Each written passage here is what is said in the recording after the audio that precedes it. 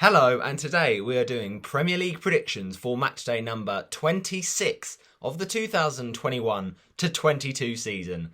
And what is the theme of the weekend this time around? I'm going for a little bit of Gladiator. That's right, the epic film that is Gladiator. Shall I tell you why? It's because we are playing a team that wants to be prepared with that shield emblem and that lion of courage and war. That is, of course, Aston Villa, the villains. We're up against at Villa Park, and it is a tricky game for the Hornets to take on the Lions, the villains, whatever you want to call them. Aston Villa are looking like a great side this season. But I will just say that Roy Hodgson, he may be a bit of a, pragmatic and very scared manager. Because number one, scared for his job. Number two, scared that he won't be able to, with the players that he's got at his disposal and the lack of time he's got, keep this side up. And thirdly, scared because he doesn't seem to have that belief in the players to basically let them be attacking at home against Brighton. And apparently, four midfielders and two centre midfielders playing left wing and right wing is a bit too gung-ho. No, I'm joking. But no, bringing on Joao Pedro and Ismail Assar against Brighton and then doing it in the second half was too gung-ho, apparently. But I know I'm not taking a diss at all. I fully understand Hodgson because we have surrendered the right to go for games thinking we can ever go for them, basically, and ever get anything out of them because we've been that shoddy this season that it's just about trying to stay alive, go back to basics, and trying to just do the simple things. And at the minute, we haven't been able to do that. But it is Aston Villa. Admittedly, it was a damning defeat the last time we went there. That joke of a goal from Tyrone Mings that never should have stood. But this is a fascinating game, for sure. The rivalry, of course, from that 1920 season through the relegation scrap, and we'll hopefully try to get a better result than we did in that 2-1 defeat where we saw another Troy Deeney goal against his boyhood rivals, Villa. And then, of course, an equaliser scored for Villa by an unlikely source, it's got to be said, but fair enough. A goal for Douglas Luiz. And then the second one was a strike from Tyrone Mings, and it actually was a header from Konza. Actually, was it a header? I think it was just a knockdown, and he just beat it. And then somehow Mings just flies through the air, takes a touch off him, goes in up deceiving Foster. But Mings should have been sent off before that after handballing it as De La Feu was in on goal. But yeah, it was a joke. But anyway, that was last Premier League season. We went down, they stayed up. It was an absolute joke because that Hawkeye goal against Sheffield United. And we saw another ridiculous goal disallowed in the Villa game just last week against Newcastle. I mean, how that Watkins VAR is getting chalked off, I do not know. So VAR, sort it out. You've got to give Watkins the benefit of the doubt in that situation. He was basically onside, but because of the fact he failed to trim his toenails in the morning, he's off. It's an absolute joke. The other thing is with VAR is there's a lack of consistency, and hopefully we can see a bit more of that in this coming match week. But before we do get into the Watford Villa game, my predictions for this week, of course, and more details on the theme of the week and the song of the week, do get into the comment section below and get your score predictions down below. Thank you again for all those people commenting on the videos. It really does help me out. 146 subscribers is fantastic. Let's see if we can really push now and get to that 150 by the end of February. But amazing stuff from the Brighton Matchday vlog. 137 views. You love to see that. And yeah, it's good to see that we're getting that interaction. But in terms of, the videos from the previous kind of last few games, if we can get the words out, we will just someone I just saw commented on the Norwich vlog, Watford going down, up the Canaries, yellows. You know what, Josh Bushy, mate, you're fair enough for saying that because you're probably not wrong. But the question will be is, can anyone be as bad as us? I don't even know if that's the case. But anyway, it is what it is, right? And we also had some comments on the predictions. I was just trying to find that wherever we can. Let me just get that. Here we go. Thank you for your predictions from last week. Ballum went for a 1-0 Manchester United win at Old Trafford. Personally, didn't see Southampton winning. Well, they didn't. It was a 1-0 draw with goals from Shay Adams and Jadon Sancho. You went for a Brentford 0, Palace 0 in the South East London game. That was a goalless draw, and you thought that because that could be one of the few goalless matches of the weekend. You got it bang on, so that's really impressive from you, Ballum. Up to 5 points. Everton won Leeds 0. You thought Frank Lampard will want to win that. He certainly did. 3-0 with 3 goals from Everton. One from Michael Keane. Another, of course, from an unlikely source. But yeah, it was the first one from Coleman. And then the third one was a goal from Gordon, but it was Richarlison that thought he had it, and it just flicked off the heel of Anthony Gordon. And, you know, whether he meant that or not, he's been doing well recently, and such a young prospect that, you know, seems perfect for Lampard to mould into a new upcoming player, like your likes of, you know, Tammy Abraham and Mason Mount. Watford won, Brighton 0. You had faith in us, where I also had the faith. It's the hope that kills you as a Watford fan, but we just basically destroyed that faith and really threw away the towel. It was just such a sunken, just downtrodden performance against Brighton. And I think the thing with Brighton was we went into it thinking, oh yeah, Brighton at home, that should be winnable. It was a must win, but you think, oh, well, it's only Brighton. But Brighton have just been so consistent. Such a great unit, great manager. It's a great style of playing. Going into that game, I think they were on double our points. So realistically, we you know, that was always going to be a tough one, but you have to play better at that at home. I mean, Brighton love to draw, but we really need that win under Roy, that's for sure. We still haven't scored yet. We want to get some more points. Burnley, Liverpool. You said 10-0 to Liverpool. I mean, I'm not sure what you were drinking when you wrote that comment, but anyway, it finished 1-0 to Liverpool with a goal from Fabinho, and of course the 2-0 Brighton win. Neil Maupay on the score sheet with a great finish, and also Adam Webster scrambling it in after some attempts from Kiko Femenia and Ben Foster. But you got to say, what is Joao Pedro doing for the header? You know, it's a corner swung in. Watford's so bad at defending set pieces, and it's such a half-hearted effort from Sissoko and from Joao Pedro. They don't even try and get the header away, and it's easy, right? And then the good save from Foster initially, but then he doesn't get back up to even make the save. So really, a lot of issues in that Watford side, unfortunately. And Fabinho's on an amazing goal-scoring run. It's something like 4 out of 7 or 6 games. The Brazilian is turning into a bit of a wonder for Liverpool, and he's got those Ronaldo vibes. The Brazilian Ronaldo, that is, of course. Newcastle Villa 2-0 is what Ballum went with, and it was, of course, 1-0 to Newcastle. Bit of a shock there. Villa looked pretty off it, but you got to say Newcastle have been good recently, so fair enough to them. Trippier with another free kick, second in a row, but he is now injured, so that's a big blow for the Magpies. No points for you there, Ballum. Spurs 1, Wolves 0. Another shock. We didn't see a Spurs win. We saw a Wolves win. Jimenez with a fantastic strike and also a goal from the midfielder Leander Dendoncker. So, yeah, Spurs were awful in that game. Really, really awful. And they'll be looking to definitely bounce back. This week, Leicester West Ham. That was an interesting one. You went with a 1-0. It was 1-1, my prediction, but I actually got a correct result because I said that a draw, and it was a 2-2. Looked like a Leicester win for so long, and then Craig Dawson with the shoulder. I mean, it's kind of one of those ones. It's on the sleeve. Is that handball? It's too hard to work out, so they need to change the rules, really. Norwich, Man City, I should say. 4-0 to Man City is what you went with. Dean Smith is a fraud, apparently. Man City should win that and get closer to winning the league. Micah Richards always says Pep Guardiola is a winner. Well, you're not wrong there, and you also got a correct scoreline. So fantastic stuff from you, Ballum. You got 2 correct scorelines there. Impressive stuff.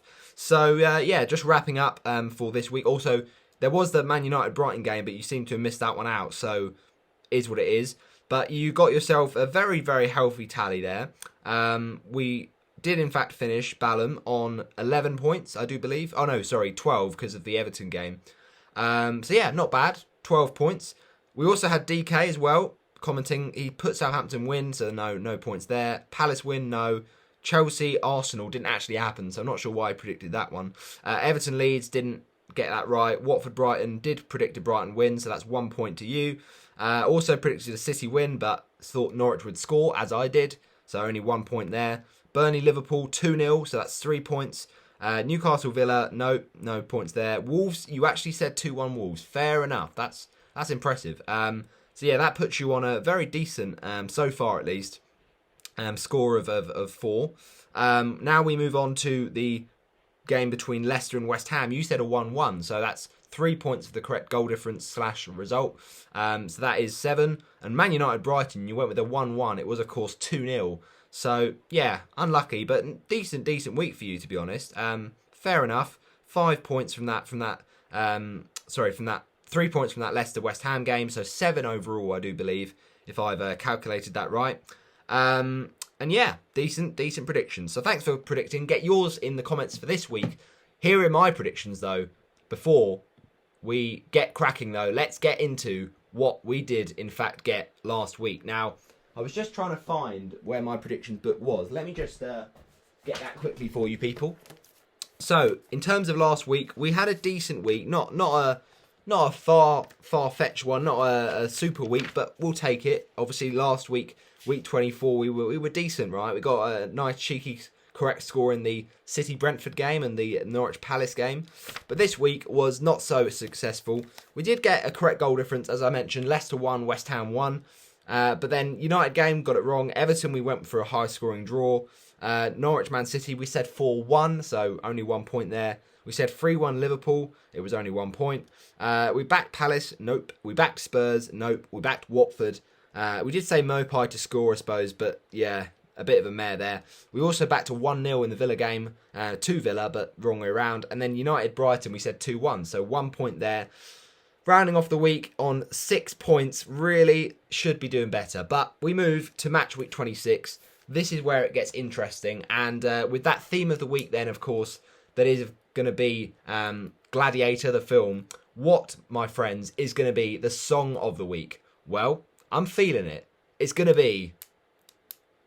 I need a hero. I'm holding out for a hero till the end of the night. And I shall tell you why. It's because the theme of this week, as I mentioned, is gladiators, heroes, villains, and that's who we're playing this weekend. We also have a match against Palace this week, but, you know, it's Roy's old team, so let's see if he can be the hero against his former side. But let's move into this week's games. West Ham against Newcastle kicks us off in decent style. Now, the thing with this game is, I could see this being a game that West Ham bottle. I honestly do not know why, but just off the back of Newcastle's form, they have been pretty decent under Howe recently, and West Ham have been pretty good as well, with Jared Bowen, unbelievable form. But, you know, the race for the top 4 is heating up, and it's at this stage of the season that, I'm not saying it, but they did kind of bottle it, right? They did bottle it last season to not get top 4, but they could do it this year, especially if Man United and Tottenham keep playing as badly as they have been. So I think this could be a Newcastle win, but nah, let's just think about Jared Bowen. He could carry that team to win on its own. West Ham 2, Newcastle 1 is what I'm going for. Now, Arsenal v Brentford. This is an interesting one. I'm going for an Arsenal win, but I just feel like they have been defensively solid. Brentford have been in bad form. Makes sense for an Arsenal home win. Arsenal 3, Brentford 0. Goal scorers here, Bukayo Saka to get the first one. And then the second goal for Arsenal from the fullback, Kieran Tierney. And then the second goal in the game is by Bukayo Saka. From him. But third for Arsenal. Man City Spurs, we're predicting next. A big clash at the top of the table. I say top of the table. Spurs are really not doing well recently. That's 3 defeats in a row against Wolves, Southampton and Chelsea. And look, they have been defensively all over the shop. And they just got to play Sergio Reguilon, right? Because he would have been so much better than Ben Davies did against Wolves. But apparently the news is that Reguilon might have COVID. So they're in trouble, basically. Davinson Sanchez is also just not looking great, right? The own goal in the game recently, I think it was. I don't know what game I was thinking of, but I think it happened. So it just feels like, yeah, they're defensively all over the shop, and that's not ideal ahead of a game to Man City. But I think they'll make it interesting. It's a top 6 clash, so these are always competitive. City 3, Spurs 1, though. Spurs, actually, I do think will score first, and I think it'll be a fantastic, fantastic strike from Tottenham Hotspur. And the goal, I reckon, will be scored by none other than Son Heung-min, who, if you look back at his record against Manchester City, always scores and can do it at the Etihad, for sure. But the goals for Manchester City, I think the first one for the citizens will be a little bit of Joao Cancelo. He did get benched against Norwich, but I think he'll be back in for this one. Then the second City goal, Phil Foden. And the third one for the citizens, for the team, inevitably, again, going to win the league. It is going to be Ilkay Gundogan, who did score, of course, in this fixture last season and sat down Davinson Sanchez big time. Now, Leeds Manchester United is next. We're going for a big upset. I know this is a big one, but I've just got a feeling it's got to happen for Leeds eventually. They've been awful. Leeds 1, Manchester United 0, and the only goal, the ex-Manchester United player, Dan James. It's written in the stars, I reckon, to prove to that Manchester United hierarchy that what he was doing there, they could have kept him. But to be fair, why would he want to stay when he wasn't getting the right amount of game time? Wolves-Leicester was going to be the next prediction. This is, of course, a Midlands derby. We did see, of course, a very good win for Leicester in the first meeting, but since then, Leicester have defensively been all over the shop. And Vardy did score in that game, but he's not going to be able to do his classic Wolves celebration because he's injured for this one, and Leicester defensively have been a mess. Wolves have been looking really solid defensively, so I can see this being an interesting match, but Wolves 2, Leicester City 0, and goal scorers here, Raul Jimenez to get the first, and then the second Wolverhampton Wanderers goal, it's going to be another Wolves Portuguese. You guessed it, it is Ruben Neves. Now, let's move on to the next round of games. We've got Arsenal done.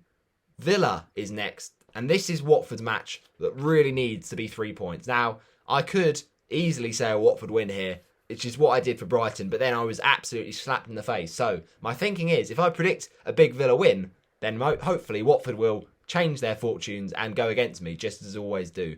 So, yeah, I'm not looking forward to this because Villa's going to be a really tough game. And can I just mention as well, with the Storm,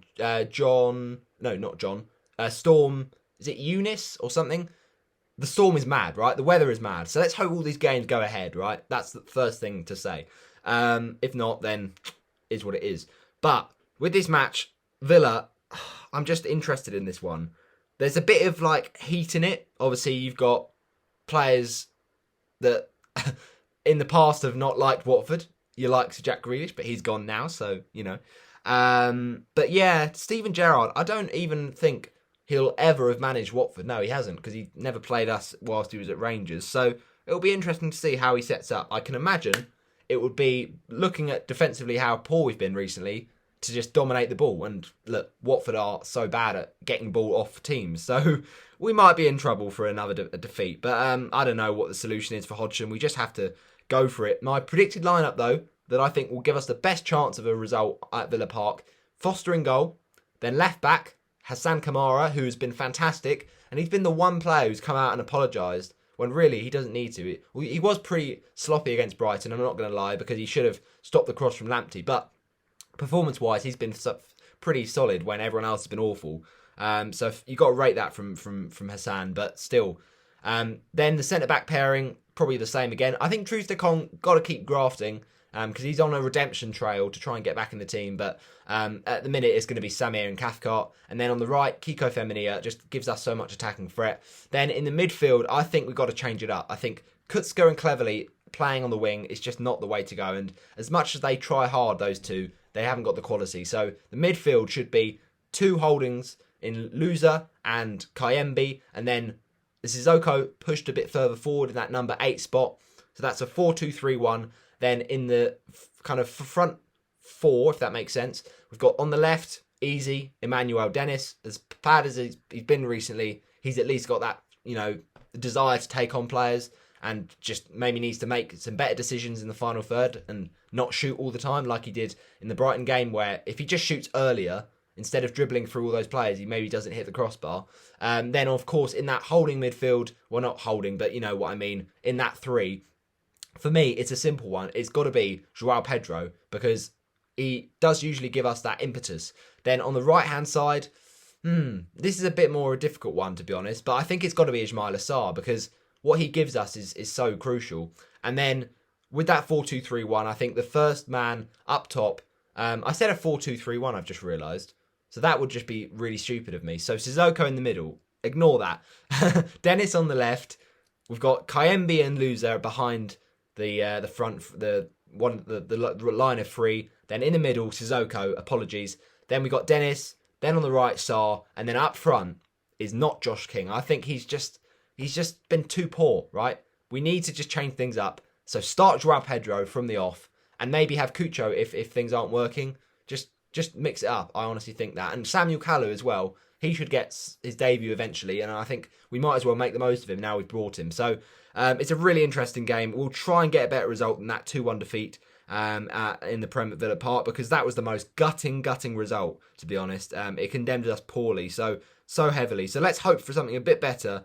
But it's not bad of a fixture, to say the least. But with Watford, we make every fixture look bad. So I'll say Villa 3, Watford 0, as much as I don't want to. But fingers crossed Watford can make it different. I mean, a draw would be a decent result, based on our lack of confidence right now, based on Villa's confidence. I mean, Villa have been on a bad run of form recently, but that's just because they've played teams that actually look like they're going for it, right? Newcastle, they also played someone quite decent as well and lost to them. So it's fair enough.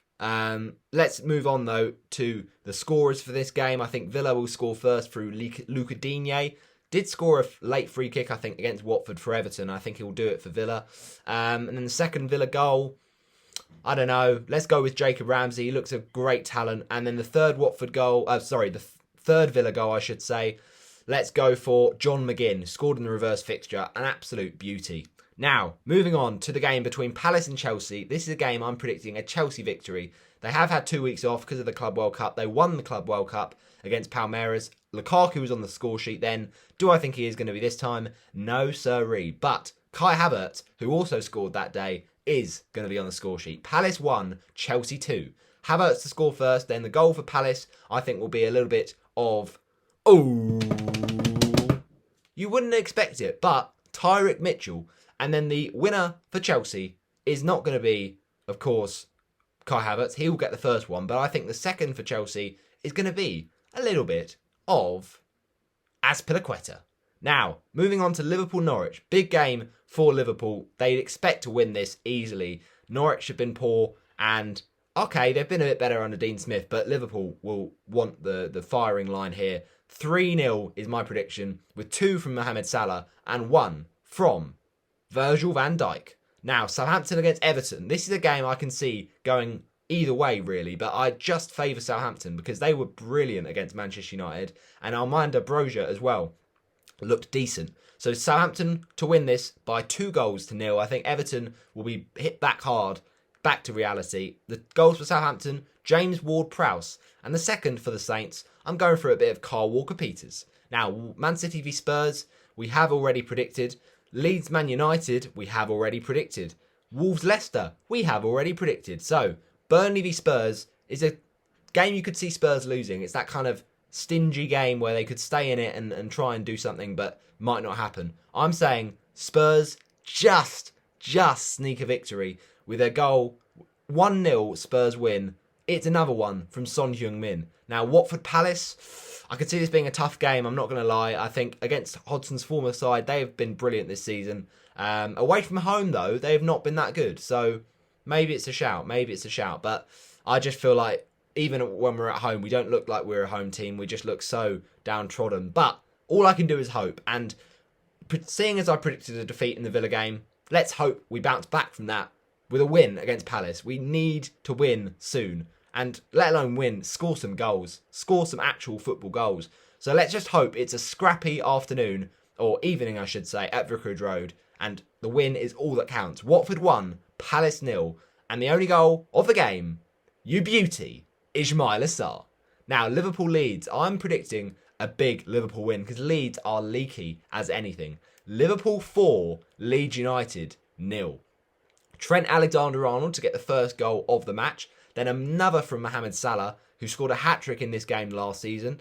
We will also see a goal from a little bit of Fabinho. Yes, the run goes on. Unbelievable stuff. So that's Trent, Salah, Fabinho, and then the fourth goal for Liverpool, I'm going to say, is going to be the substitute that doesn't always play, but he's going to get his chance, I reckon. Luis Diaz with his first Premier League goal. So that is 4-0, resounding from Liverpool. And finally, Arsenal v Wolves. Big game this one. Obviously, they only just met at Molineux. 1-0 with Gabriel on the score sheet that time. However, I feel like Arsenal at home are going to put a few past Wolves this time. I do feel, though, Wolves defensively have been improved, but Arsenal at home, you'd back them to do well. Arsenal 2, Wolverhampton Wanderers 1. Jimenez to get the first on the game, but then the Arsenal goal scorers, I'm going to say it's a great finish from Bukayo Saka, and then the second Arsenal goal, we're going for a little bit of Martin Odegaard. Thanks for watching my Premier League predictions for match week 26. Get yours in the comment section below. I'll see you in the next one. Bye-bye.